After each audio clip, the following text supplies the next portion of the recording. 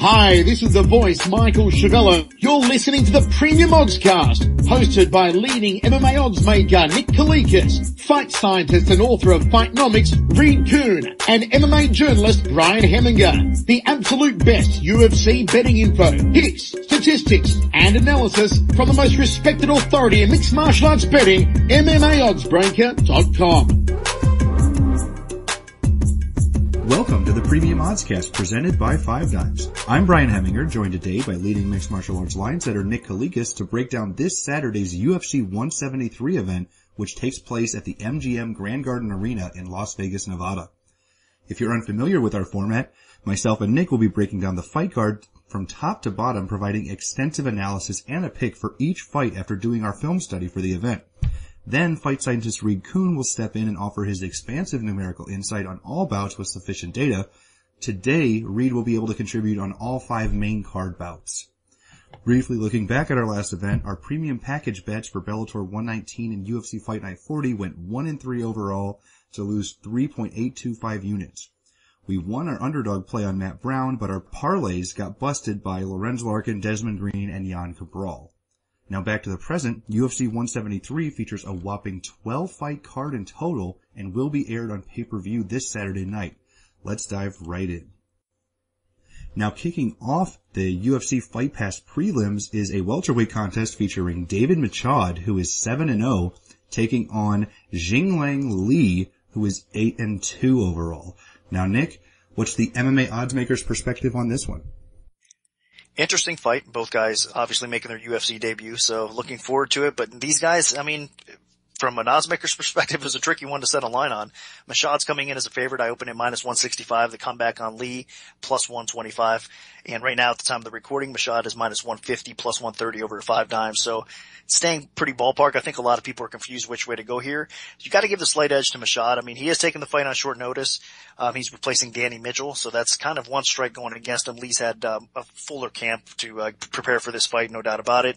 Machad is basically a tough 16 veteran. I mean, he lost early. I believe his the first round fight to Eddie Ellis by arm triangle choke, if I'm not mistaken. And what the surprising part about that sub was that he was actually on top when he got subbed. I mean, it kind of converted into Eddie Ellis was kind of flipping him over by the time he was tapping, but yeah, that's right. Machad actually was on top and he got submitted by arm triangle choke. So that's a little strange. You don't see that very often, but other than that, I mean, he is training with the MMA lab, so he's coming in, training with a solid camp, no doubt about that. He's a well-rounded fighter. He's a little slow on the feet, almost looks lazy at times in the cage, but he definitely has some power and a decent wrestling base to go along with it. Lee, what you're getting with him is he's actually the Legend FC welterweight champion. So again, a kind of a smaller organization that the competition level is not really the highest, but he is a winner. He's a champion, I mean, from that organization. So he's coming in to the UFC with a little bit of confidence. I mean, he's primarily, though, a submission-based fighter. He does have a nasty guillotine choke. He's aggressive and wild at times on the feet. He does like to throw some kicks often. And does sneak in an occasional, he ends up kicking low, but he does throw in an occasional high kick as well in part of his striking attack. I'm saying this because really on the feet, that's his main weakness. He's not really that much of a threat on the feet. Again, Lee's more of a submission-based fighter, grappling-based fighter. So he looks to get the takedowns. He does get put on his back at times as well, which isn't good for him, but at the same time, he prefers the ground battle. So against Machad, he's going to be looking for that type of ground battle, I think. He's going to have to exchange on the feet, which could cost him a little bit because Machad, even though he's not really a killer on the feet, he's definitely the more powerful fighter and the more capable fighter on the feet. I think he's going to definitely outpoint Lee if it does stay standing, land the harder shots. Machad's also more than capable of getting top position on Lee on the ground, but I think this is going to be an interesting grappling exchange. I mean, again, I said Machad got submitted on the show when he was on top position. So you never know. Lee does have that nasty guillotine choke, as I mentioned. He does look aggressively for submission, so Machad has to be careful while he's controlling the fight, the pace of this fight. But as far as a pure pick goes, I have to slightly lean towards Machad because he's a little bit more complete at this stage. Again, training with the MMA lab certainly does not hurt his chances. But I'm just not thrilled with either one of these guys from what I've seen. Hopefully they both look better than what their footage does. They come into their UFC debut looking solid because I think welterweight could use some young, fresh blood at this time. But as far as a pure pick goes, I am going to slightly lean towards Machad. It's not a very confident pick, though, because this fight realistically could go either way. Yeah, and I'm going to agree on this one. Machad is a decent fighter, just 25 years old, trains out of Next Edge, and as well as the MMA lab. He might have permanently moved to the MMA lab. I've heard mixed reports. He's actually taking this fight on 4 weeks' notice, substituting in for Danny Mitchell, who got injured. And as Nick mentioned, he tried out for Tough 16, got eliminated in the opening round before he could even get onto the show. And as a welterweight, he's a little undersized. He's stocky, 5'9", Thiago Alves kind of size. And he has decent power, but, he's not that good of a striker, honestly. The only time that he really gets anything off and lands good shots is when he can get inside, where he can, work some good uppercuts against all the bigger opposition he's used to facing. I would not be surprised one bit if he dropped down to lightweight after his UFC debut here. And he does have trouble from distance, although that's not going to be a problem in this fight because honestly, Xinglan Li is not a good striker at all, like not even close to a good striker.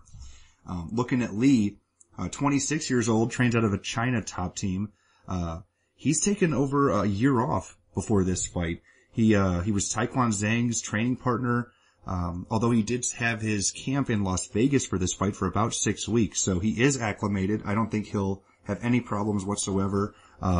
He's basically been here for his entire training camp. And I think UFC does have high hopes for him. I think, they need that big Chinese superstar and they're hoping that this might be the guy. He does have a pretty good wrestling and grappling game. I mean, his nickname is the Leech because, he gets onto people and gets his hooks in and doesn't let go. So if he can get to the ground and if he can get on top of Machad, then he does have a pretty good chance of either riding out a decision or, I don't know about a submission, but, it's possible. He is going to have a significant size advantage. He's a pretty big welterweight.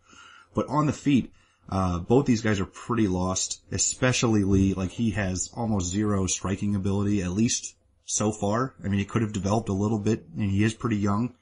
But I think if Li does not get Machad on his back, does not keep him down, he's going to have some really big problems in this fight. So until a really good Chinese fighter emerges and beats a decent American fighter, you got to pick the American just because of the training they get and all the experience they get. Because Machad beat a pretty good guy in Kerry Veneer in his last fight. So I'm picking David Machad. Now moving on, we have a featherweight contest featuring veteran Sam Cecilia, who's 12-4 overall, taking on UFC newcomer Aaron Phillips, who is 8-0. Now, Nick, what's the MMA oddsmaker's perspective on this one? I opened Cecilia minus 165 to come back on Phillips plus 125. Another UFC debut in Phillips. There's a little bit of buzz about him as well. He is also coming in on short notice. We should mention that off the rip. So he's not going to have a complete training camp coming into this fight. Phillips has a TKD background. He obviously has Taekwondo for those that don't know, but also a wrestling background to go along with it. And I believe he's a purple belt in BJJ. So he's a black belt in Taekwondo and a purple belt in Jiu-Jitsu with some wrestling to go along with it. Now, his takedown defense is actually pretty decent, and once you get him to the ground, he's kind of hard and tricky to hold down, but you can definitely put him on his back. So Sam does have the wrestling edge in this fight, no doubt about it. I mean, he's a strong wrestler. And going back to Phillips though, real quick, he tends to be a little patient and inactive at times on the feet. So even though he does come from that Taekwondo background, he does tend to give his opponents a little bit too much respect at times, and that could cost him here. But as far as overall pure striking goes, I think Phillips is definitely talented. When he lets loose, he can be very effective, has some power with both his legs and his hands. So he's going to be dangerous for Sam if the fight day stays standing, and especially if he starts getting a little bit more active. Like I said, he can be very, very effective. Now, Sam, of course, we all know what he's made of. I mean, Cecilia has a strong wrestling base. He's got powerful hands, nasty ground and pound. He keeps on improving, fight to fight. Although he is coming off a very disappointing, performance. He was getting tagged quite a bit, and eventually got put out there. So this is kind of a rebound fight for Sam. But it is his fight to kind of win or lose. I mean, he can dictate where this fight goes. Again, with his wrestling, I think he can put Phillips on his back. I think he could be a little bit more aggressive on the feet. He does have to be a little bit cautious, of course, because like I said, Phillips is going to be more of the sniper here in this situation. But overall, I think it is a winnable fight for Sam. I think, like I said, still Sam's fight to win or lose, so I'm going to go that way. Yeah, and I'm going to agree on this one. UFC really likes Sam Cecilia more just because of that crazy style he brings with a lot of power and heavy punches and constantly moving forward. I mean, he's the atypical or prototypical fighter that Dana White would just fall in love with. And I think this is a pretty good matchup for him. As Nick mentioned, Phillips does come from a striking background, doesn't really have much ground at all, to be honest, other than relatively decent takedown defense. But on the feet, Phillips has a pretty good Muay Thai skill set as well, mixes things up pretty well. My problem with him is he's a bit too inactive, and that's going to be a problem if he's picking and choosing his spots too much against Cecilia, a guy that just wants to push forward and land big bombs. Then he could get it outworked and just beat up a little bit and worn down. As well, on the feet, I think Phillips does mix it up a little bit better. He'll throw more kicks. He'll do a few more things, maybe some more knees on the inside with his Muay Thai. But you cannot discount Sam Cecilia's power. One thing I am a little concerned about is Cecilia's chin. He got hurt pretty bad by just a jab, I believe, at first from Cole Miller. Miller was using his reach really well in his last fight, and that really frustrated Cecilia. I don't expect Phillips to be able to do that. He's an undersized fighter in the featherweight division. But that is a concern if Phillips lands something clean. On the ground, Cecilia should have the advantage. He's not a world beater on the canvas by any means, but he has decent takedowns. He works really good ground and pound when he gets on top of people. So that is a really good potential method to victory. And if Phillips does get stuck on his back, then he could be in some trouble here because Phillips is so much smaller. So I'm going to pick Sam Cecilia as well just because of the veteran experience. Phillips has taken this fight on 3 weeks' notice. And I just think Cecilia is the better overall fighter. Now, moving on to the final fight on the Fight Pass prelims, we have a lightweight contest featuring Anthony Kuani, who was 16-7 with 1 no contest, taking on Vince Pichel, who was 8-1. Now, Nick, where'd you open this fight, and how did the public shifted things so far? And Iaquinta opens minus 245, the comeback on Pelle, plus 175, and the line basically staying steady. It's minus 235 right now for Iaquinta, and the comeback on Pelle, plus 195, so basically tightened up a little bit. And I think it's a solid spot. I mean, Iaquinta, obviously what he's best at is his devastating striking attack. I mean, the guy has some sick striking, definitely has power, mixes things up with his kickboxing well, uses his leg kicks well, high, low, mid, counters well.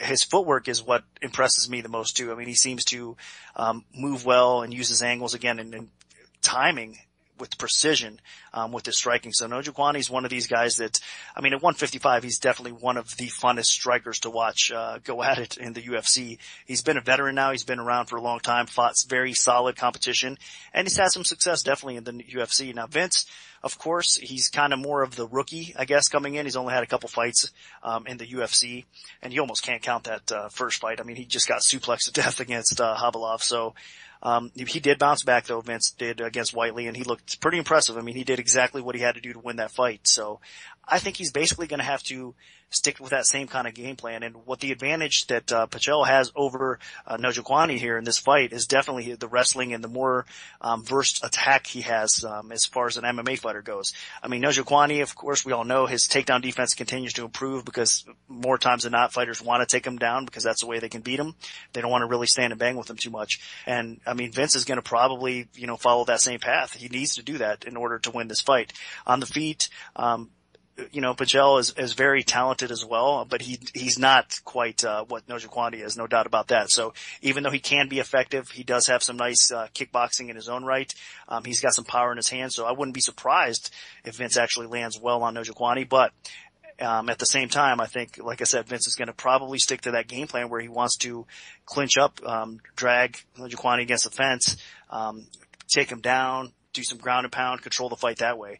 Now, can this happen? I think actually Vince can probably do that. If you look at Iaquinta's takedown defense, it's pretty solid. Like I said, it's improving, but I mean, his kryptonite is definitely people get him up against the cage, scoop him down, get on top and control him a little bit. So I think throughout 3 rounds, Vince is going to be able to do that. He's going to be able to basically dictate where the fight takes place and possibly pull off this upset win here.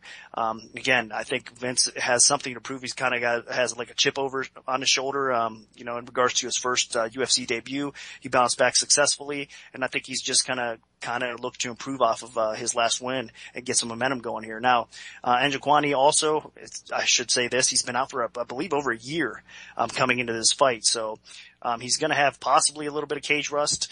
But again, the advantages on the feet definitely lie to him. So it all depends on what kind of game plan Vince Pichel has, and I think he's going to have a successful one. I think he can, like I said, he knows what to look for. He knows that he can't stand and bang with Kuani too much, and I think he knows that following the blueprint that he did against Whiteley is the way to go here. So even though it's a hard fight to pick back and forth as far as pure pick goes, I'm going to lean slightly with the underdog here and pick Vince, because I do think that with the time off, with the kryptonite of Kuani being his takedown defense, and he does get put on his back pretty often in his UFC career, I think Vince is going to probably have some success doing that. So I'm expecting an ultra competitive decision here, with probably Vince coming out on top. And this is going to be one where I actually agree with you on an underdog play. I think Vince Pichel is very, very live here. Looking at him, Kuani is definitely the better striker at distance. I mean, clearly the guy has spectacular ability, good accuracy. He can mix it up better than Pichel, and he has devastating power when he does connect. But I think the problems here for Kuani mount up when you look at the just ridiculous inactivity. The guy just repeatedly gets injured for fights he has not fought in 13 months heading into this fight.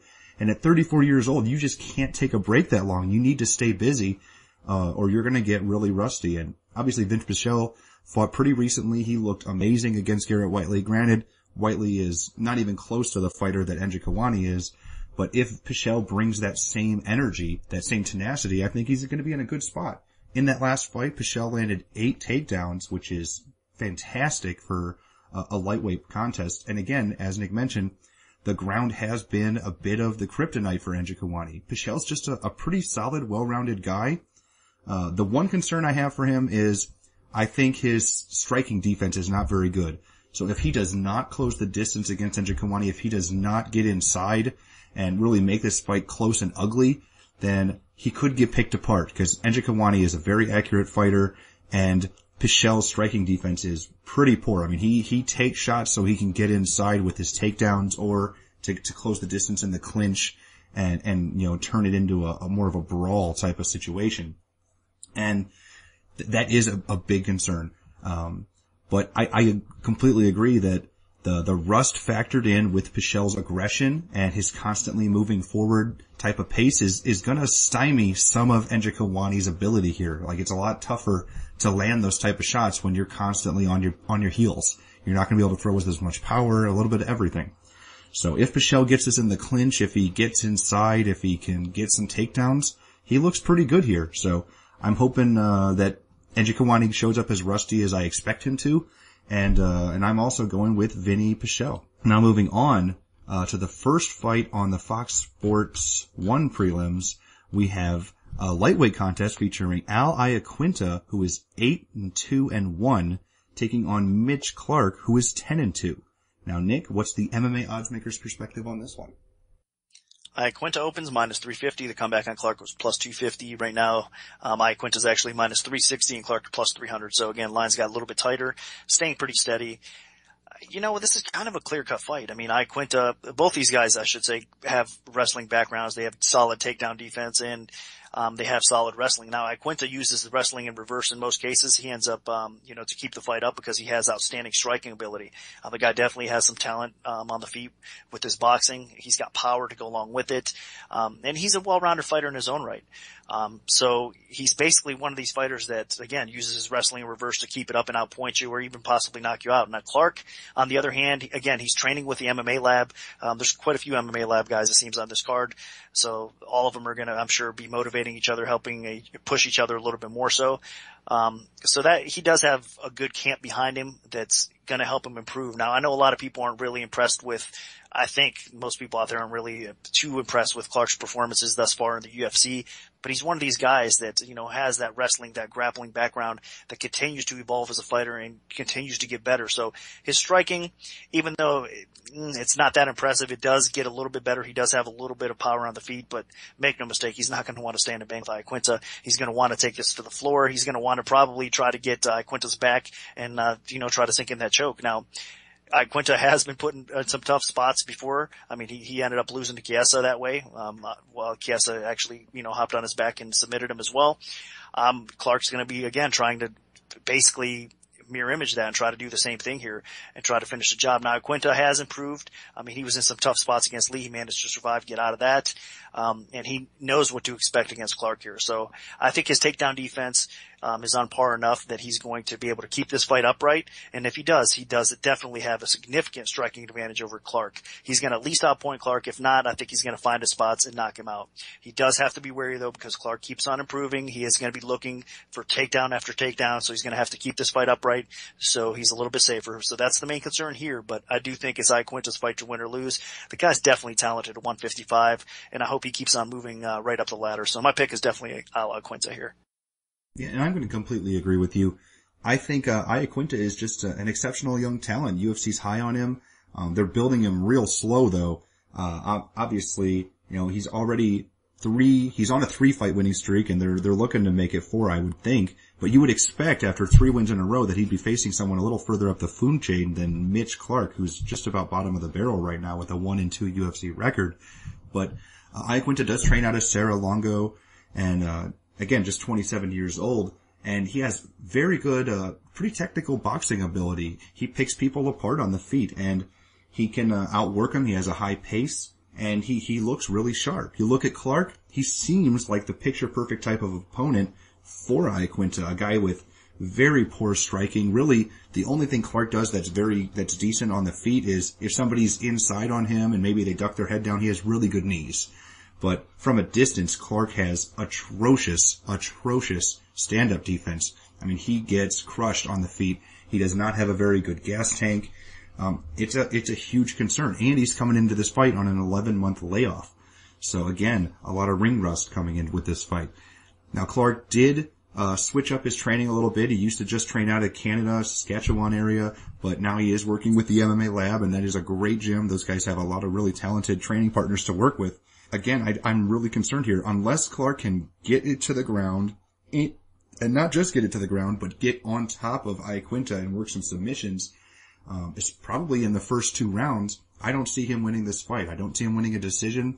The only thing that can really happen is maybe he catches Iaquinta by a submission early. And other than that, it's Iaquinta's fight to lose. I mean, this is a guy in Iaquinta who, on The Ultimate Fighter, beat 2 current UFC fighters in John Tuck and top 10 fighter Miles Jury on the show. So he has just loaded with talent and potential. And again, training out of Serra Longo, that's a solid gym that is really on the rise right now, currently holding UFC middleweight champion Chris Weidman. So this is a guy that has just loaded with potential, and I think he rolls here. So I'm all aboard the Al Iaquinta train. Now moving on, we have another promising Ultimate Fighter winner with a bantamweight contest featuring Chris Holdsworth, who is unbeaten at 6-0, taking on Chico Camas, who is 14-4. Now, Nick, where'd you open this fight, and how's the public shifted things so far? Holdsworth minus 380, Camas is plus 260. That was my opening line, and looking over at the line right now 5 times. Again, another spot where it just got tighter. So early on, I mean, all the lines that we've talked about so far have been holding steady. I think it's kind of a tricky card for the overall betting public to pinpoint here, and I think the line is pretty solid with Holdsworth coming in at about a 3-1 favorite or so.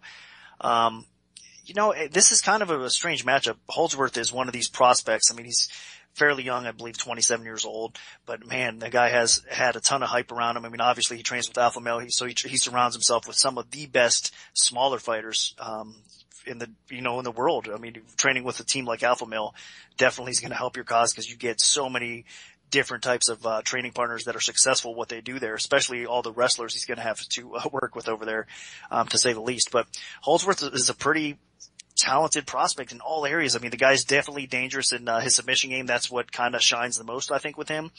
He's finished every fight basically in his professional career by submission, and that's not a fluke. I mean, the guy is definitely a special threat on the ground.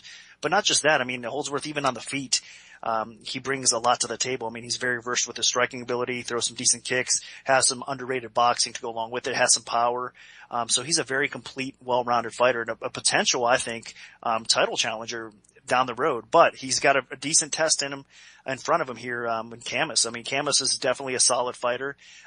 He's got a good track record with the UFC. He's faced some solid competition. And what Camas's, best attributes, I think, are just training with the Rufus camp. I mean, training with, another camp that has a bunch of studs there, especially in the stand-up, department. Those guys definitely have awesome skill on the feet. And I think that's Camas's best attribute is definitely his speed and his boxing. I think that he's got some pretty good hands. He's got some power, underrated power on the feet as well. He continues to improve his ground game, his takedown defense, his submission defense, and overall, because that does definitely, seem to be Camas's weakness, is getting put on his back and being controlled there. Unfortunately for him, I think that's probably what's going to happen here in the Holdsworth fight. I think if it stays up on the feet, it's going to be a competitive back and forth type of fight. Camas can definitely hang with Holdsworth on the feet because I think he's the better pure boxer. But Holdsworth is ultimately going to look to take this fight to the floor. And once he does, I'm not sure if Camas can and hang on and not get subbed. I know, like I said, his sub defense has definitely improved and he keeps on working on it. But against a fighter like Holdsworth that's that special on the ground, I don't think, you can make too many mistakes. And Camas definitely does still make plenty of mistakes on the ground. So this is really Holdsworth's fight to win or lose. I think he will potentially and eventually get the takedown, put Camas in a bad spot, maybe take his back and submit him that way, get an arm, snatch a limb, something, and probably finish this fight again by sub. But he does also, Holdsworth has a decent reach on the feet. I believe he's got at least 5-6 inches of pure reach. And he also has a height advantage here too. So, he's got a lot of small advantages in this fight. And again, the ultimate advantage for me is just his overall skill set and how much he's a finisher. And again, training with Rufus camp is phenomenal. So it's a great camp that Camas is training with, but for the weight class, you can't get much better than the alpha male guys. I mean, he trains with world champion type fighters every day. So Holdsworth has a lot more going for him in this fight. And again, I think it's his fight to win or lose. So I'm definitely going to pick Holdsworth here. I think he's a stud, a potential title challenger down the road, as I said. And I think he's going to continue his win streak here. And I'm in 100% agreement on this one. I just really like Holdsworth. I think he's a phenomenal talent. He's one of the best fighters to come out of the Ultimate Fighter in years, in my opinion. And he's just loaded with potential. I think this is a showcase fight for him, honestly. Chico Camas, he's a good, young, passionate guy, and he rallies around a lot of fans, especially when he fights close to hometown. But, man, I think he's going to be completely overwhelmed here against a guy like Holdsworth because Holdsworth is just so talented. You saw on the show, I mean, he just blitzed through every opponent, gets that quick first round submission, and he overwhelms people. He gets them to the ground, drags them down there, and gets a good position, and then finishes them. Even in the finale, I mean, just dominant. And I think in this fight, it's going to be a really big showcase of just how good he is, because Camas has pretty poor takedown defense. Let's be honest. I think talking to Reed Kuhn earlier, he said that Chico had, I believe, the worst takedown defense on the entire card. And that is a nightmare statistic against a guy that is phenomenal on the ground, wants to get a dominant position, wants to choke you out, wants to tap you out. So I think, while on the feet, Camas probably can hold his own, although he will be at a distinct reach disadvantage. The second this fight goes to the ground, Camas is in for a world of hurt. I mean, he's already been submitted in the UFC by Dustin Kimura, and I think Holdsworth is significantly better on the ground than Kimura, and Holdsworth has better wrestling and better top control than Kimura. So, this is just a nightmare matchup for Camas. So I'm on Holdsworth all the way here. Now moving on, we have another Ultimate Fighter winner featuring a lightweight battle between Tony Ferguson, who is 15-3 overall, taking on Katsunori Kakuno, who is 22-5-2. Now, Nick, where'd you open this fight, and how's the public shifted things so far? I opened Ferguson minus 265, the comeback on Kakuno plus 185. Right now, over 5 dimes, it's minus 275 for Ferguson. Kakuno's plus 235, so same spot. I mean, not a ton of action moving the line either way here. A fair spot, I think. Ferguson definitely has the advantage in this fight. I mean, he's got a pure reach advantage of, I believe, almost 10 inches. So that's pretty significant as far as pure reach. He's got the height advantage to go along with it, of course. But this isn't going to be an easy fight, no doubt about it. Kakuno is a very solid veteran of the sport. He's an unorthodox striker. He's very physically strong. I mean, even though he's a smaller opponent, he's definitely a little bull when it comes to pure strength and power. And, his ability to actually connect, in most cases. I mean, the guy, I believe, has 12 knockouts on his resume. So, he's more than capable of finishing things on the feet. He's got a good sprawl and a good takedown defense. And he's very fast. I mean, that's one thing that's very, impressive about him as well. He uses his speed and power well. So really, he's a handful for anybody. And Ferguson cannot take this guy lightly. But as far as matchups go, I mean, Ferguson, again, it's another situation. It's kind of his fight to win or lose. He's going to have that significant reach advantage. Even though Kakuno's very dangerous on the feet, I think Ferguson has the ability to be a little bit more dangerous. He's got knockout power in his own right, and he's going to have that reach advantage to go along with it. So he should be able to land on Kakuno more times than not. I think he should be able to actually control where the fight goes. I think his takedown defense is going to be solid enough that Kakuno's not going to get top position on him. If Kakuno does get top position, I think Ferguson is a stud on the ground as well. I mean, he's going to look for arm bars, triangle chokes, Kimura's, just even reversals. I mean, Ferguson is definitely a handful to deal with anywhere the fight takes place. So you got to lean with, I think, the overall ability of Ferguson to get the job done here. I think, barring Kakuno catching him and possibly putting him out, I think it's Ferguson's fight again to win or lose because he's just so much more talented. I think he can at least outpoint Kakuno on the feet, or mixing things up using his, overall MMA game because he's a more complete fighter. I think he can possibly mix in a takedown or two, or at least get top position if they do get in a scramble on the ground. And again, as far as pure submission goes, he's by far the more dangerous fighter there as well. So Ferguson, I mean, his only setback mainly in the UFC has been to Johnson. And now look where Michael Johnson, has gone in his career. I mean, he's steadily moved up the ladder and that's a very respectable loss. And he was very competitive in that fight as well. So I think that, training with the crew at Rain Training Center, which, Ferguson is now as well with Munoz and those guys. He's also working his jiu-jitsu with Eddie Bravo. I mean, he's making the right changes and the right adaptations to his game that I think he's going to continue to improve and just get better and better. So big upside of Ferguson. I expect some big things from him, and he does have a very game opponent. So my pick is definitely going to be Ferguson. I think, again, it is his fight to win or lose. I'm expecting a fun fight here. Yeah, and I'm going to go ahead and agree with you on the pick. I really think Tony Ferguson is a top-notch talent. I was really high on him when he initially came out of the Ultimate Fighter and had a couple of pretty strong performances. And, he let me down a little bit against Michael Johnson, but again, that loss doesn't look bad at all. And in this fight, it's a terrible matchup for Kakuno, in my opinion. As you saw in his debut, Kakuno did, even though he's a pretty good striker, and he mixed it up on the feet pretty well against Quinn Mulhern, Kakuno actually used his wrestling in that fight, got a lot of takedowns, had a lot of top position ride time, and basically won a pretty easy decision there. Now, that's not going to work nearly as well against Tony Ferguson. Tony Ferguson has a really strong wrestling background, and he's a ferocious striker, just nasty power, and he's displayed that multiple times throughout his career. I really think, Tony Ferguson is a nasty, nasty guy, and it'll be really interesting to see how this style matchup plays out. Ferguson's going to have a huge reach advantage, and as he showcased in his last fight, he hurt Mike Rio really bad on the feet, and then finished him with a submission on the ground inside 2 minutes. So, he was very anxious to come back and put on a good performance, and I think he's looking to do that again and get another showcase, because he's going to have a huge size advantage against Kakuno. Ferguson should have a massive power advantage. I think the only difference here is that Kakuno has a little bit of a strange style. He has an awkward stance. He uses some karate, but he doesn't have the speed or the explosiveness of a Lyoto Machida to be able to really get in there and land that big shot. So I don't think that Kakuno's karate style is a very good matchup for Ferguson, especially due to the reach disadvantage he'll be at.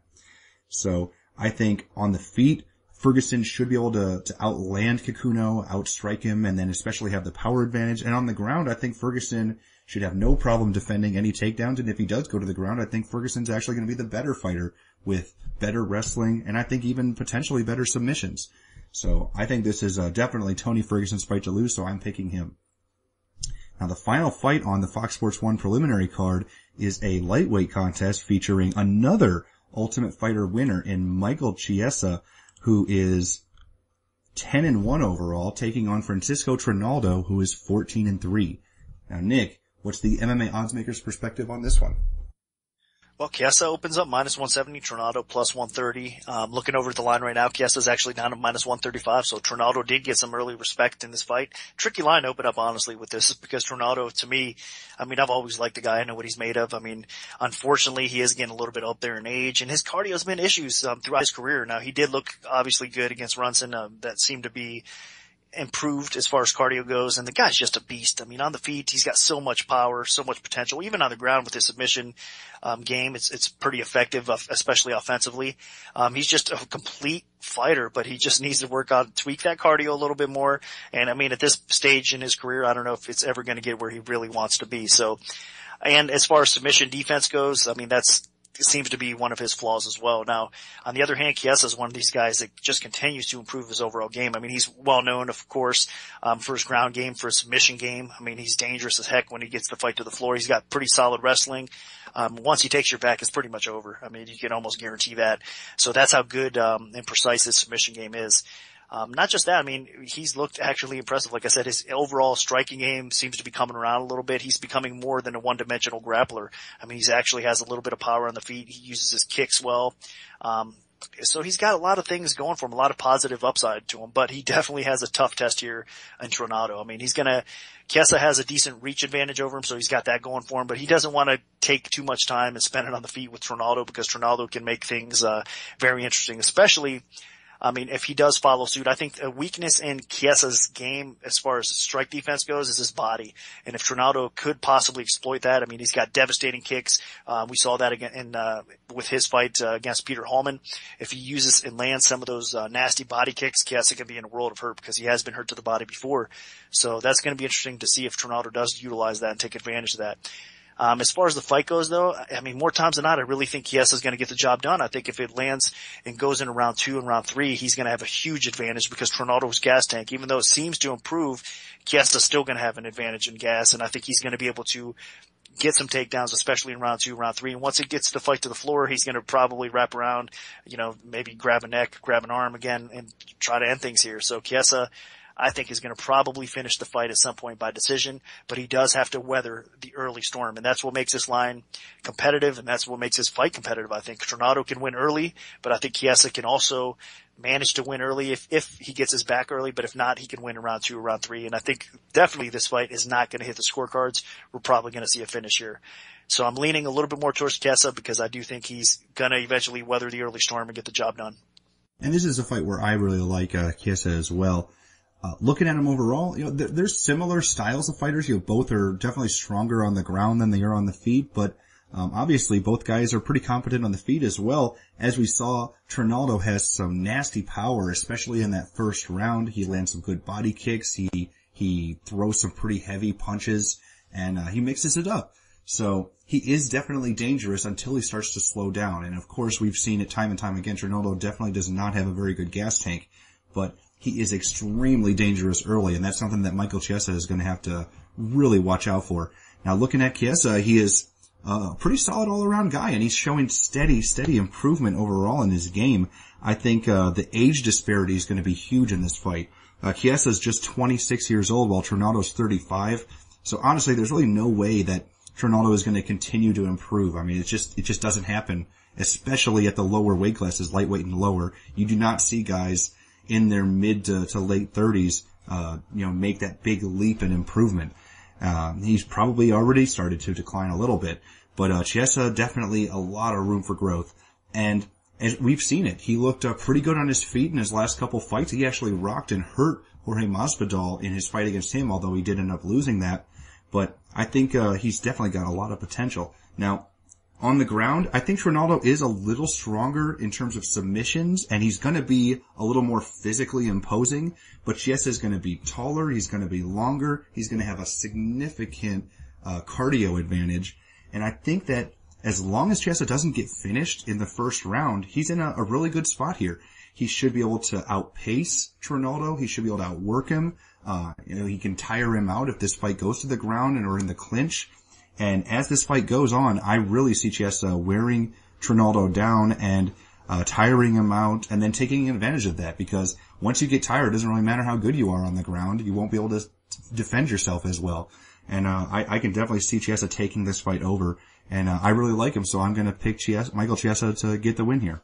Now, kicking off the pay-per-view main card, we have a lightweight bout featuring Jamie Varner, who is 21-9-1 with 2 no contests, taking on James Krauss, who is 20-5. Now, Nick, where'd you open this fight, and how's the public shifted things so far? Well, I opened Varner minus 180, the comeback on Krauss plus 140, and looking at the line right now, it's over at 5 dimes, staying about ballpark, minus 175 plus 155. The line did get some movement back and forth early on too, so it just kind of settled around, like I said, back where I opened it now. But I think it's a fair line, kind of a tricky spot. Obviously Varner coming off that TKO loss, I mean, in a crazy fight to the hands of Trujillo. And then of course Krauss has been pretty consistent. I mean, that spot, that weird instance in the green fight that cost him the fight actually with that controversial low blow. He's looked pretty good. I mean, he's kind of had a resurgence in his career as of late. So a lot of upside for both of these fighters, and I think it's a very important fight for both of them as well. I mean, getting right into it, obviously Krauss should have the more verse striking on the feet. I mean, he's more of a complete fighter, throws kicks well, he, mixes things up well, he uses angles well, he's long, he's going to have a decent reach advantage over Varner as well. But I think Varner's pure boxing is a little bit better. I think that he can use his hands. He has more power on the feet, as far as finishing capabilities go. And then of course Varner has the potential to take the fight to the floor, uses wrestling. He's by far the superior wrestler. So I think anytime Varner wants to get this fight to the floor, he should be able to get Krauss down, put him on his back. But here's the thing. I mean, Krauss definitely has decent jiu-jitsu on his back. He's got a sick guillotine. He does throw up his legs, looks for arm bars, looks for triangle chokes and that sort of thing as well. So Varner's going to definitely have to be cautious if he is on the ground with Krauss at all, because he's going to be dangerous. Krauss is going to be dangerous everywhere this fight takes place. On the feet again, even though I said Varner has, I think, more knockout power and better boxing, I do think that Krauss has the overall advantage. So it's going to be pretty close if it stays standing. I could see it go back and forth. But overall, I think that it's Varner's fight to win or lose, honestly. I think he is, like I said, he has the superior wrestling. I think he can dictate where the fight goes. And it all depends on which Varner shows up. My problem with Varner is that he's a little bit too inconsistent. I mean, he looked like he was back on track, had a lot of momentum building, and going his way as well, but sometimes mentally it just seems like he's not there. And if he has a mental letdown, there's no doubt about it that Krauss can beat him. So my pick is going to be Varner. I think he is the better fighter, and more times than not he should win this fight. But it's going to be a competitive fight, no doubt about it. Yeah, and I'm going to slightly disagree here. I do think this fight's going to be very competitive, but one thing that stands out for me is I think that Krauss' size could play into this. I think Krauss has a pretty significant reach advantage, length advantage, and a slight height advantage.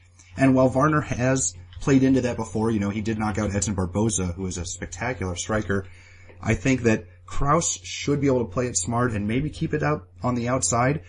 As Nick mentioned, Varner has been a little inconsistent throughout his career. I mean, who can forget? I mean, the guy almost retired about 3 years ago after losing to Dakota Cochran. Maybe that was 4 years ago. But that's a huge, scary point for me. And while Varner's only 29 years old compared to Krauss' 27, Varner is so much older in terms of wear and tear. I mean, the guy takes a lot of damage and is coming off of a brutal knockout loss at the hands of Abel Trujillo in his last fight. Krauss did get finished in his last fight too, but I think that was more where he fell down and, he got hit low, and there were a couple extenuating circumstances there. It wasn't, he got blasted in the head and got KO'd. So I think that on the feet, Varner should have a power advantage. I think Krauss should have a slight technique advantage. And on the ground, Varner should have a slight wrestling edge. And I think that Krauss has a significant grappling and submission edge. So, these guys are very evenly matched. It's all going to come down to who can dictate their game plan better. And I think that, the youth and maybe the enthusiasm is a little bit more on Krauss' side. So I think Krauss is a bit of a live dog here, so I'm going to pick him. Now, Reed, who are the numbers backing up for this one? Well, it is close on paper. I think that Varner does have the better striking. Krauss has had good accuracy, but he's been clipped. He does have a reach advantage, and his defense is good. But I think just the strength of competition that Varner's been in with, that these numbers are based on, I think gives him the edge here. He's used to being aggressive. He has a very high knockdown rate for a lightweight, and he does have that wrestling base to fall back on just in case he gets into trouble. So the one number that leaps off the page, I compare the knockdown rate for Jamie Varner against the knockdowns received rate for James Krauss. And that's where I think the big mismatch happens. Our Varner hits harder than most, and Krauss has been dropped a couple times. So I think that might be the determining factor. Varner does have that wrestling. It's close enough where you can, take a stab either way on who you think has the advantage here. It's not a steep line. It's relatively close. Varner, of course, is a favorite, and I think a justified one. But I think between Varner's hands and his wrestling, what gets him is usually the really good grapplers. The people that can survive that storm early on, wear him down, get him tired, and then go for the submission, or wear him down and then go for the knockout blow. So this could be a question in Krauss's gas tank, and I don't know enough about that. I just think that Varner's experience here and his hands and his wrestling, I think that's enough to get it done. And then the question is, how does it end? Maybe there's a prop bet on the under, one way or the other, because if there's an upset, usually it's because Varner either gets clipped or submitted. So, I'm leaning Varner on this one. All right, thanks, Reed. Now this takes us to a top 10 bantamweight battle between Takeya Mizugaki, who is 19-7-2, and he's taking on Francisco Rivera, who is 10-1 with 1 no contest. Now, Nick, what's the MMA oddsmaker's perspective on this one? Mizugaki minus 150, Rivera plus 110. That was my opening number. Early action did come in on Mizugaki. I wasn't really sure which way the public was going to go due to the fact Rivera does get a lot of respect. He's a very popular bantamweight amongst the diehard fans. Amongst the betting general public as well in most cases. So it was kind of a tricky spot, but immediate action did take the line up. Mizugaki was up over 2-1 at a certain time. Now he has dropped back down to minus 170. So a little bit higher than I opened him. A little bit more support obviously coming in on Mizugaki, and I actually think that's right. This fight, the way these guys match up, Mizugaki again is a little bit more consistent for my liking. I think he's faced some solid competition. He keeps on improving. You know what you're going to get with him. The guy is an underrated striker in my opinion on the feet. He's an underrated wrestler, grappler as well. He's more than capable of taking the fight down, getting to the floor, dropping some decent ground and pound, controlling a little bit as well. Rivera, what you get with him, he's got some solid wrestling, no doubt about it. And he's got big power on the feet. That's what the bright spot is in Rivera's game, definitely. The guy can knock out most bantamweights, no doubt about it. But I think overall Rivera still has more flaws in his game. I think he does tend to fade as the fight goes on a little bit. His cardio is a big question mark, and he's definitely hittable. And Mizugaki, again, with the underrated striking attack, I think Mizugaki's going to find some spots to land on Rivera. Now, of course, he's got to be careful because Rivera does have that devastating knockout power, and that's, I think, his best way to win this fight. I think if he catches Mizugaki, rocks him, possibly gets a TKO stoppage or just a pure knockout period, that's the way he's going to win. Now, if it does hit the scorecards, I expect it to be close, but I really think that there's a decent edge to Mizugaki because as the fight goes on, I think in round 2, especially round 3, Mizugaki's going to start taking over a little bit more. So I think he's going to kind of clearly win a unanimous decision if it does hit the cards, even if it is competitive. So Mizugaki, again, the more solid, more well-rounded fighter, I think, the more consistent fighter. So I'm going to go with him. I think the early action was correct on Mizugaki. Yeah, and I completely agree. I like Mizugaki quite a bit in this fight. You look at these guys, and they're relatively similar in terms of age and experience. I think Mizugaki is about 2 years younger.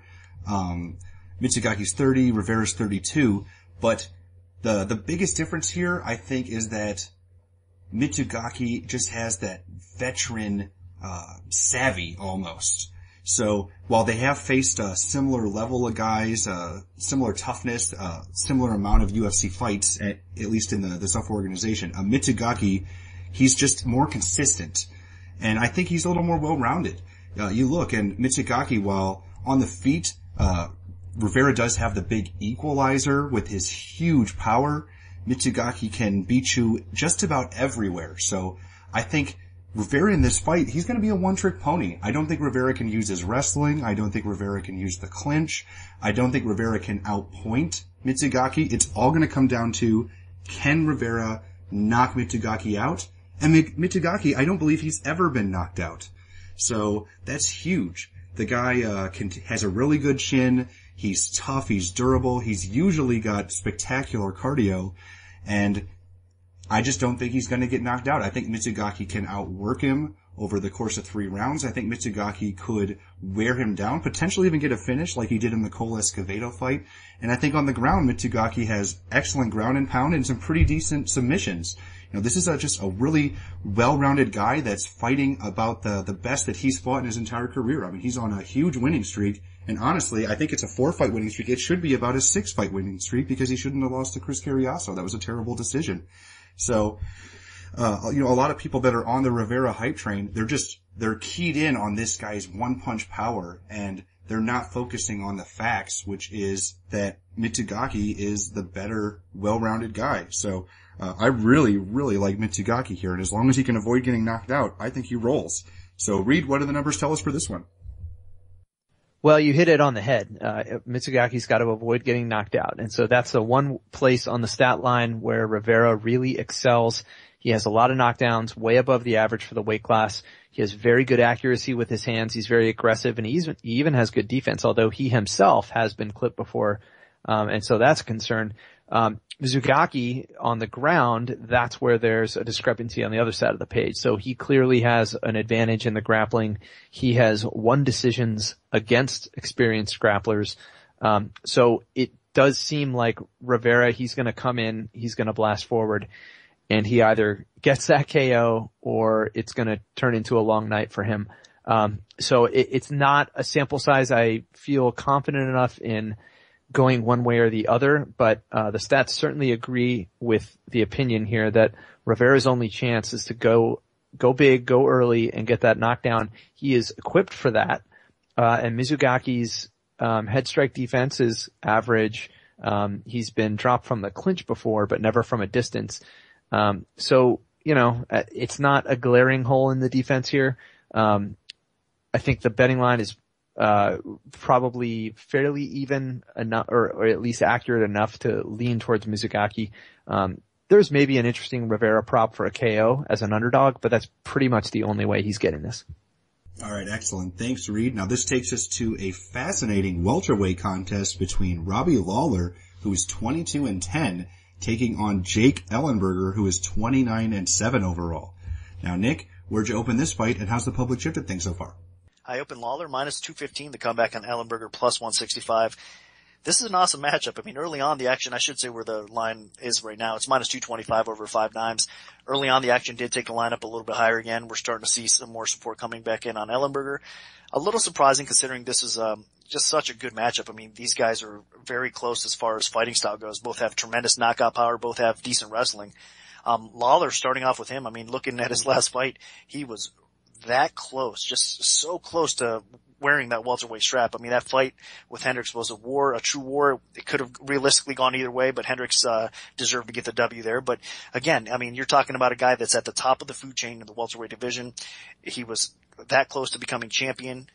So taking on another worthy challenger in Ellenberger. I mean, Ellenberger has been in the top heap of the welterweight division for a while now, and a lot of people expect big things from him. So this is his fight to prove that he deserves a title shot here. There's a lot riding on this fight. I think if Lawler wins again, he's going to be right back in the mix for a title shot, of course. And the same thing with Ellenberger. If he just beats the guy that was basically just a hair away from becoming champion, I mean, he's automatically going to be back in title contention, in my opinion, as well. So very important fight from two tremendous welterweights. How they match up, it's interesting. I mean, I think overall Lawler definitely has the stand-up striking edge. I mean, he's the more, again, versed striker. He throws nasty kicks. He is a southpaw. He mixes things up well. He has a ton of knockout power, obviously. But Ellenberger, you could say a lot of the same things about. I mean, he doesn't throw those devastating kicks as well, but he does have good boxing. He has a ton of knockout power on the feet as well. He's got a little bit of the wrestling edge, I think, offensively. If one guy has a little bit of an edge, I think it would be Ellenberger. I think that he's probably going to look for the takedown more often than Lawler would here. But that being said, I think both of their takedown defense is decent enough, both guys here, that should neutralize each other out, and we should see a stand-up war. So we're going to get to see what we want. I mean, these guys are going to stand up and duke it out for 3 rounds, and there's going to be a lot of power exchanged back and forth in this guy with both these guys. So it's not an easy fight to pick because, I mean, at any minute, I think either one of these guys can land and just put the other guy out. Both of them have very solid chins, though. We should mention that. And if there's an edge, again, overall, Lawler is the more versed striker. I think Lawler has a better cardio. I mean, he's just coming off of a 5-round war with Hendricks. He did start to gas in that fight a little bit, but again, that was just a crazy type of fight, so you gotta give him credit. And Ellenberger, I mean, throughout his career has been known to gas a little bit and slow down as the fight goes on.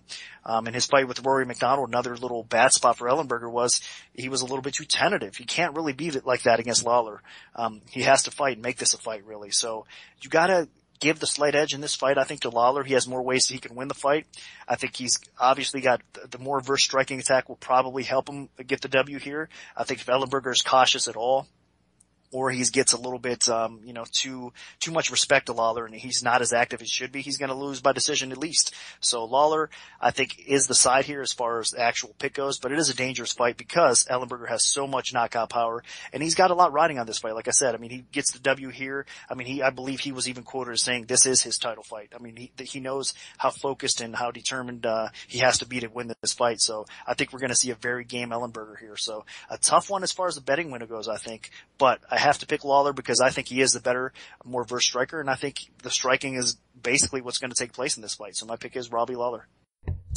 Yeah, and I'm going to completely agree on this one. Robbie Lawler and Jake Ellenberger are at very similar stages of their career, both coming off of very tough losses to elite guys, and I just think that right now, Lawler is fighting at a higher level. I mean, you see, Jake Ellenberger just did not show up whatsoever in his last fight against Rory McDonald. He just got stymied by that jab and never quite had an answer for it. And that was, really odd considering all the trash talk and everything that was going into that fight against Rory McDonald. Lawler, on the other hand, he's fighting hands down the best he's ever fought in his entire career. I mean, he was 1 round away from being the UFC welterweight champion. The guy is fighting at a very high level right now. And I think that it's going to be really tough to knock him off that pedestal. I think his confidence is sky high. He's training at a great gym, American Top Team. They've really brought the best out of him. And Ellenberger, it feels like he's stagnated a little bit. He was riding real high after that knockout of Jake Shields. Everybody talking about him as a title contender, and that's really waned quite a bit recently. So I think heading into this fight, Robbie Lawler has all the momentum, even though they're both coming off of losses. And looking overall, I think Lawler is the better overall striker. He mixes it up a little bit more. Both of these guys have tremendous power. So, at any moment, both of these guys can finish the fight. Both guys can be knocked out. Although Lawler did take some big shots from Johnny Hendricks and he got rocked a little bit, but he never got knocked down. And I think conditioning wise, as Nick mentioned, Ellenberger slows down. That's scary. While Lawler has shown slight conditioning issues in the past, it looked like he had that fixed in the last fight. Really only slowed down in the 5th round, and this is only a 3-round fight, so that's huge. While Jake Ellenberger, this guy does not usually have conditioning for 3-round fights. So I think what this is going to come down to is if Jake Ellenberger can really come out of the gate strong and take either a 2-round lead right away or finish Lawler right away, that's the only way he wins. Because I can see Robbie Lawler beating him up on the feet. I can see Robbie Lawler taking a decision. I can see Robbie Lawler finishing him late after he gasses. So I just see Robbie Lawler as having much more ways to win. And I don't think Jake Ellenberger's wrestling will be too much of a problem because Robbie Lawler completely shut down Johnny Hendricks' wrestling for 4 straight rounds. So if he can stop Johnny Hendricks, national champion, he should be able to stop Jake Ellenberger. So my pick is Robbie Lawler as well. So Reed, what do the numbers tell us for this one? Well, I'm in full agreement with you guys on this one. I do think Lawler has the edges here. These guys come out almost identical on paper, but you have to remember Lawler's stats are deflated a little bit due to his days fighting at middleweight, especially his ground stats. He was outclassed in grappling. So, he's got the southpaw advantage. So when two guys with basically identical stats are facing each other, but one's a southpaw, you should expect to see the orthodox guy a little bit less accurate than usual, a little more hesitant. Lawler actually has the better knockdown power of the two of them, although both clearly are heavy hitters. This pairing has the most knockdowns in their careers of any other pairing on the card by far. And that's including Henderson, Cormier, guys that are much bigger. So it's interesting, but I see the edges going with Lawler, and you're right. He's fighting better than he has in his career. He's coming out cleaner. He's going the distance. He's a great sprawler brawler, as is Ellenberger, but I just think Lawler is a little bit more on top of his game, a little bit more crisp. He's going to land the better combinations. He's going to be a little bit more active. and cleaner in his game. So I actually think this is going to go the distance because both of them are going to have to respect each other's hands. They're also going to have to respect the wrestling. So I think it's kind of going to stall out on the feet and they're going to be hesitant, trying not to get knocked out. And I think Lawler has been in these deep waters before. He went 5 rounds with Hendricks of all people, and Lawler was the one who looked, a greater threat to finish in that fight. So, I think Lawler has enough edges here. He should get the win. And it's interesting, I think, if it would go the distance. I mean, I think that shows the amount of respect that they have for each other's power. When you have that much power in the cage, it's hard to tell who's going to go first. I think it might go the distance. All right. Thanks, Reed. Now this takes us to the co-main event of the evening. We have a light heavyweight battle between Dan Henderson, who is 30-11 overall, taking on Daniel Cormier, who is 14-0. Now, Nick, what's the MMA oddsmaker's perspective on this one? This will be a surprising line to most, I think, because looking at the line right now, Cormier is minus 850 over 5 dimes, and I did open Cormier minus 425, and a line that obviously I misgauged a little bit. I mean, you don't generally see Henderson, and even my opening price against most people at plus 305, but let alone what you do now, like plus 575. But that being said, I can understand it a little bit because Cormier just seems to be a horrendous matchup for Henderson. I mean, if you're looking at Henderson's age first thing that comes into play here. I mean, the guy keeps on getting older. He was just in a war with Shogun Rua, just an extreme battle where he almost got finished several times in that fight, but he managed to survive somehow, come back and win, as we all know. That's how much crazy knockout power Henderson does have. So Cormier cannot sleep on Henderson's knockout power. I mean, the guy has devastating KO power, no doubt about it, with that H-bomb. But on the other hand, you got to look at it for what it is. I mean, Cormier, this matchup was kind of made, I think, by the UFC to put Cormier over. I mean, let's face it, Henderson, unless he knocks Cormier out, he's probably going to lose this fight, and probably by stoppage, because Cormier, even though he didn't have a huge amount of success in the heavyweight division, knocking people out, he is, against Cummings, he did take care of business rather quickly, and Cormier has always had a little bit of underrated knockout power. So Cormier's speed, his athleticism, his power, he's going to have the wrestling edge in this fight. It just seems like such a bad matchup for Henderson. I mean, at this point, you got to say, I mean, throughout his career, Henderson has definitely had a granite chin, but at this stage, I mean, when this fight takes place on fight day, you got to give the chin edge, I think, to Cormier, because, he's taken some shots, maybe not Henderson type shots, but along the way, and he's been okay. So he has so many significant advantages in this fight. I mean, he's already actually calling out John Jones and kind of overlooking Henderson, which might be a mistake here, but I think, it is Cormier's fight to win or lose. At the current price, though, minus 850, I do think it's a little bit high, as far as pure line goes, but I do think Cormier is going to get the job done. I mean, Henderson realistically has to land that bomb to end things. I mean, he's done it in the past, so he's very capable of doing something like that, but I think more than likely Cormier probably finishes him first. So I am going to go with the hype. I am going to go with Cormier because it's deserved.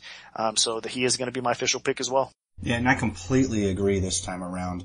You look at the ways that Dan Henderson can win this fight, and they don't look very good. I think that, in the past, Henderson has used his wrestling a little bit. He's used the clinch.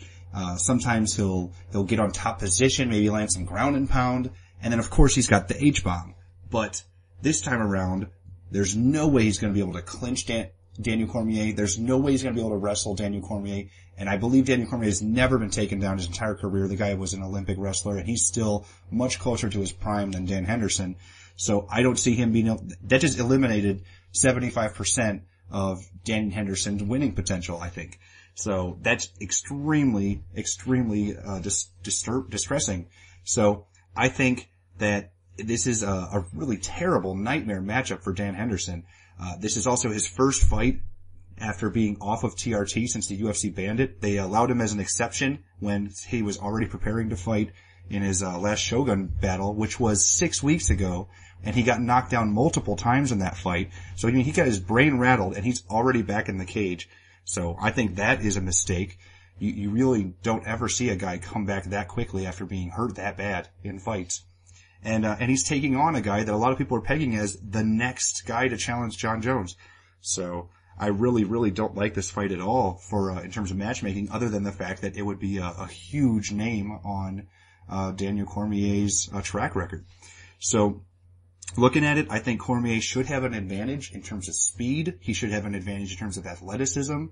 Henderson should have an advantage in power, but that's about it.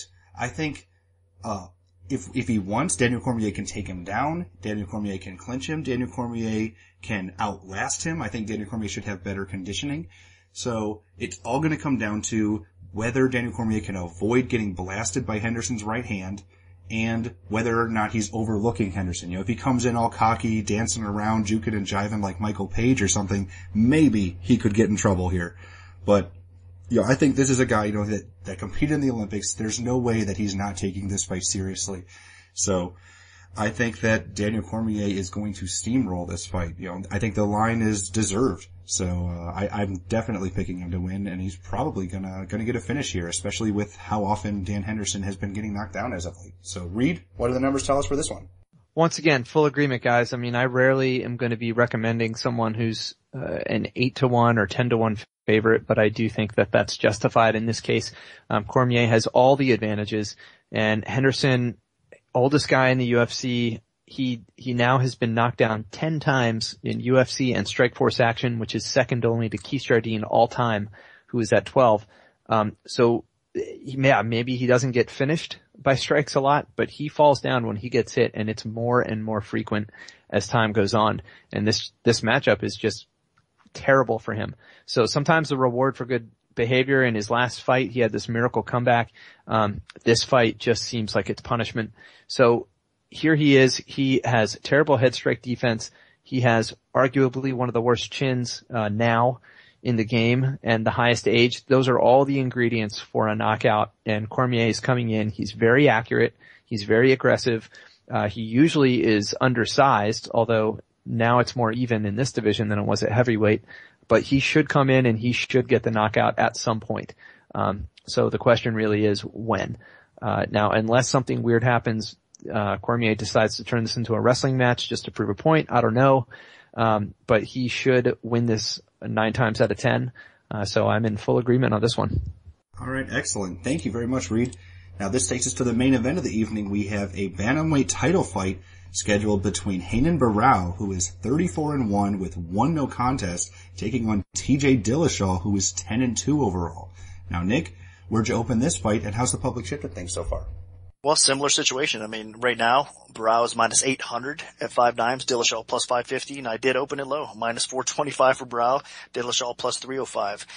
Looking at the early movement and all the action, and I gotta say I was a little bit surprised with the movement. I know everybody pretty much thinks that this is a bad matchup for Dillashaw, regardless of where the fight takes place. I mean, he's just outclassed here, and I understand that, and I agree completely. I just think everybody's underestimating a little bit of the improvement factor. I mean, Dillashaw still relatively young. Both these guys are young. I mean, Barao, I believe, is actually a little bit younger, maybe by a year, but you can see the improvement in Dillashaw's game, fight to fight to fight. So I think, he's going to obviously have to, again, it's almost a similar situation in the last fight that we were just talking about with Dan Henderson. He's going to have to probably land that big punch, which he does have some power on the feet for sure for a bantamweight to get Barao out of there. But if he doesn't do it, I mean, Barao is just lethal. I mean, he's going to have the obvious striking advantage on the feet.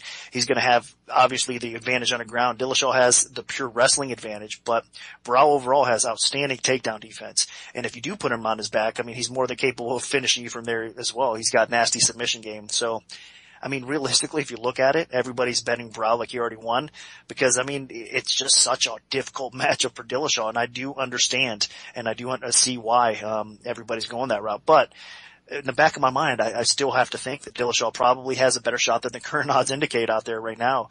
Dillashaw, like I said, based on his improvement, this is going to be potentially a 5-round fight. I don't think it's going to go there because, I mean, these guys are more than capable of finishing, especially Barao. I mean, he's not just faced the top level competition, definitely bantamweight. I mean, he just destroyed Uriah Faber, recently as well. He's just been destroying the competition. He's not even going decisions with these guys. He's finishing everybody. So everybody's come to expect Barao by dominant fashion. And I mean, the way he's performed recently, you can't argue that at all. So I do think, again, on this line and the Cormier line going back, I did open them low and the public did bet him up, and I do understand why, but obviously the sportsbooks are going to be needing Dillashaw to come through here, so I'll be pulling for the underdog here, but it is a tough spot, and I mean, Barao is obviously going to be my pick here. He's a huge favorite for a reason, and it is going to be a difficult fight for Dillashaw, regardless where the fight takes place, but part of me is definitely going to hope that Dillashaw ends up landing a heavy punch. rocking Barao possibly and putting him out there. But I think more than likely it's going to be the other way around. Barao's probably going to land on Dillashaw, rock him and then sub him, or just put him out cleanly. So hard to pick against Barao here. He's definitely a dominant, worthy champion. Yeah, and I completely agree on this one as well. Barao just has so many ways to win when you look at this fight. And TJ Dillashaw, while he is a very good fighter, and he actually is a guy that I pegged as a future title contender, I think he's getting this fight way too fast. He's a talented guy, just 28 years old, training out of Team Alpha Male. But, he's only 2 fights removed from losing a close decision to Rafael Assunção. And I just don't think he deserves this fight right now. If anybody should be fighting Barao, it should probably be Assunção, although I think, it's more a marketing thing. But you look at it, and Barao is so talented. When he first entered the UFC, and Zuffa in general, he was more just a submission guy, and he has quickly become one of the better strikers in the bantamweight division. I mean, in his last fight, he absolutely crushed Uriah Faber in the first round, dropped him several times, and then finished him with some hammer fists. And that's just something that nobody's really done. Like, even when Faber was finished in the past, it was more of a failed spinning back fist or something goofy. Like, this was just straight up annihilation.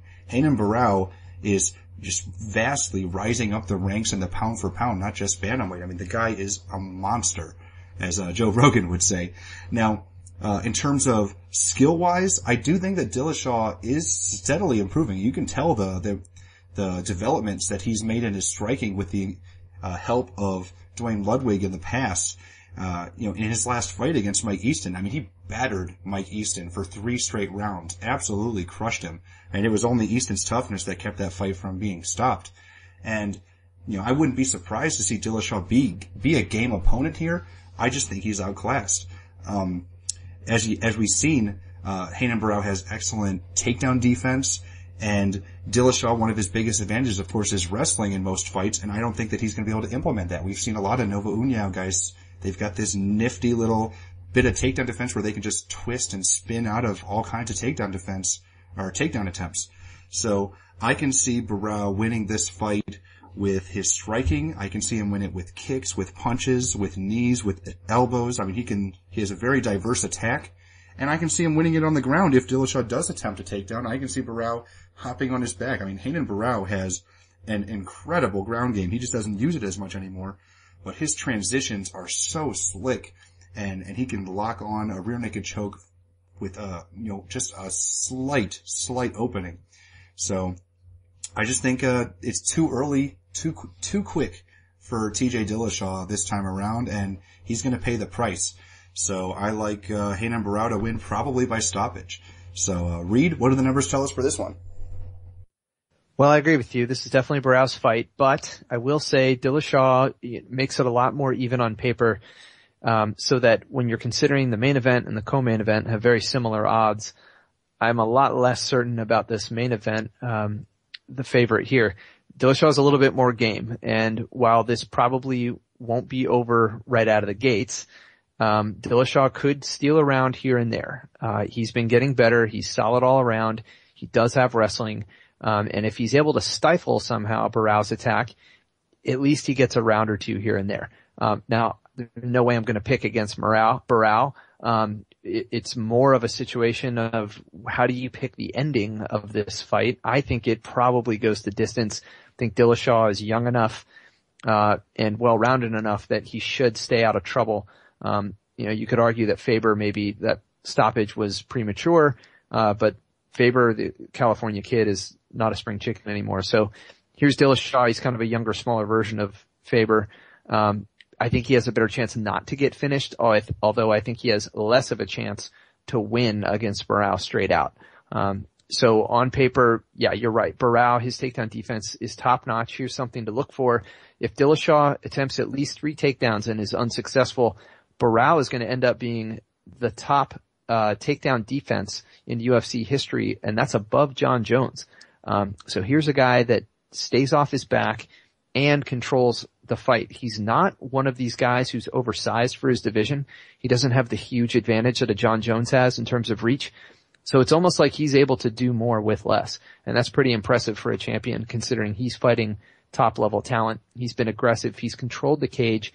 He's fought at a high pace. He doesn't seem to have any of the holes that we've seen in other champions. We haven't seen a weak chin. We haven't seen him on his back. We haven't seen him sit there and take damage. So yes, he's been dominant and he should continue to roll here. So in terms of where the value is on the betting lines, he's a justifiable big favorite, but I get uncomfortable at that kind of a price. I think a more interesting play is probably that Dillashaw should just prove a little bit more resilient than maybe he's being given credit for. So that'll do it for our full event breakdown for the UFC 173 entire fight card. Part 2 of the Premium Oddscast featuring our premium bets will be out early Saturday around 12 p.m. Eastern Time, so stay tuned for that if you're an MMAOddsbreaker.com premium member. If we have a free play to give out, make sure to follow @Premium Oddscast on Twitter because that's where we'll post them first. We'll also notify you of our free bets via email if you prefer that method. Just send an email to picks@MMAOddsbreaker.com and we'll add you to our free bet mailing list. Also, feel free to like our Premium Oddscast Facebook page. We post articles, show announcements, and plenty of other information there, so you can stay up to date with everything from us if you're interested. Special thanks to our sponsor, 5 Dimes. Good luck to everyone, and hopefully the betting odds are on your side this weekend.